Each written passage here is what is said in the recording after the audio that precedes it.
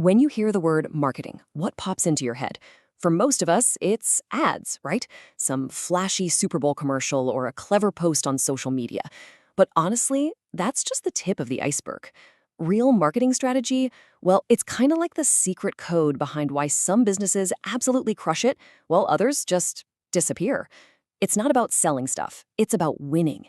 And to really see what that means, we've got to look at a battle of titans from the early days of the internet. So, to understand what marketing strategy is truly all about, we need to hop in a time machine. We're going back to the early days of the web to talk about a giant, a company that, for a little while, basically was the internet. You remember Yahoo, right? Back in the late 90s, it was your search engine, your email, your news, pretty much the whole shebang, all in one place. Their big goal was to be the only place anyone needs to go. And you know what? For a while, they were. But then this other website showed up. Super simple, super clean. It was called Google. And it only did one thing, search. But it did that one thing better than anyone else. So while Yahoo was busy trying to be a giant portal for everything, Google was laser focused on delivering superior value in just one crucial area. And that single difference in strategy, it changed everything. And this right here, this gets to the very heart of why Google won. Over on the left, you've got the old way of doing things. You make a product, and then you hire a sales team to figure out how to get rid of it. Marketing is basically an afterthought. But the smart way? Oh, it completely flips that script. The entire reason the business exists is to deliver superior value to a customer and, make a profit. Marketing isn't just the selling part at the end. It's the whole process of figuring out, creating, and delivering that value from the very beginning. So if marketing isn't just selling, then what the heck is it? Well, modern strategic marketing is really a three-part process. And what's so important to get here is that it starts long before a single product is ever designed or built. It all starts with homework. This whole thing is called the value delivery process. And yeah, it sounds a little corporate and jargony, but stick with me, because this is the secret sauce. It's a complete 180 from the old way. Instead of trying to sell what you've already made, you're making what you know you can sell. And why do you know that? Because you've already done the homework. You've figured out the customer, you know what they care about, and you've designed your entire business around giving it to them better than anyone else can. That's the strategic shift. Okay, so let's break this process down into a simple three-step formula. Step one, and this is the most important one, is choose the value. This is all that homework I was talking about. You're figuring out who your potential customers are. You're picking the specific group you can serve best, and you're nailing down the unique benefit you're going to offer them. Only then, after all that work, do you move to step two, provide the value. This is where you actually build the thing. You figure out the features, the price, how to get it to people. And finally, step three is communicate the value. Now, this is the part we all recognize, the ads, the promotions. But see how it's the last step? It's not about tricking people, it's just announcing the value you already so carefully created. This strategic thinking goes even deeper than just a process. It really affects the very soul of a company, how it defines itself. And this one decision can either trap a business in the past or, and this is the exciting part, open up a whole universe of future opportunities. This is just such a powerful way to see the difference. On the left, you define your business by the thing you make. We run a railroad. Okay, sounds fine, but what happens when trucks and airplanes come along? Your business is in big trouble. But look at the right side. You define it by the customer's need. We are a people and goods mover. See? This company isn't tied to trains, it's tied to solving a transportation problem. When new technology comes along, they can buy trucks, they can invest in air freight. They're going to survive because they're focused on the need they solve, not the product they happen to make today. Okay, this all sounds great.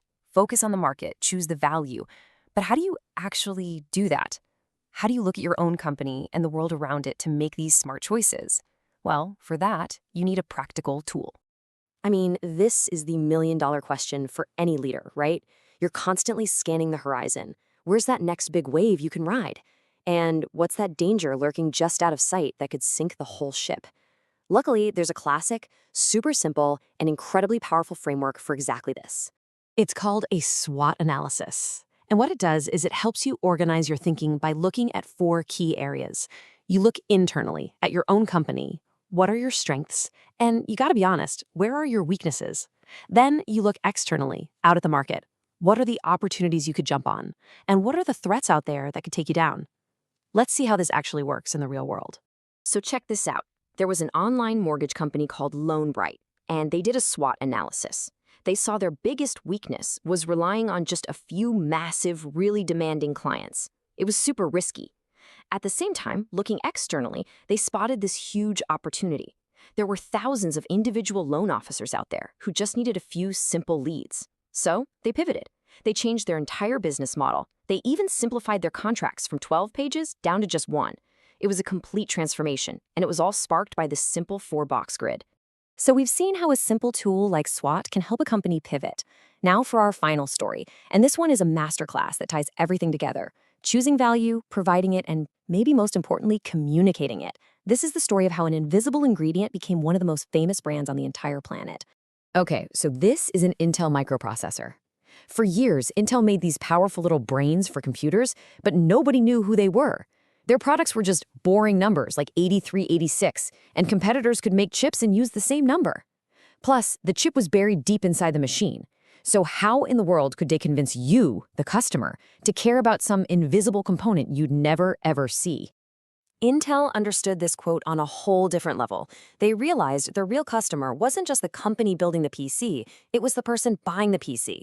They had to create value for the end user. And so they launched the legendary Intel Inside campaign. All of a sudden, that invisible component had a name and a promise of quality. People started going into stores asking for computers with Intel inside. It was absolutely brilliant. They created demand from the customer up, forcing the computer makers to use their tips. Just a total masterclass in communicating the value of something you can't even see. So what are the big takeaways here? First, marketing isn't just the advertising department. It's the core business strategy. It's the whole game plan. Second, always start with the customer. Do your homework and choose the value you're going to deliver before you do anything else.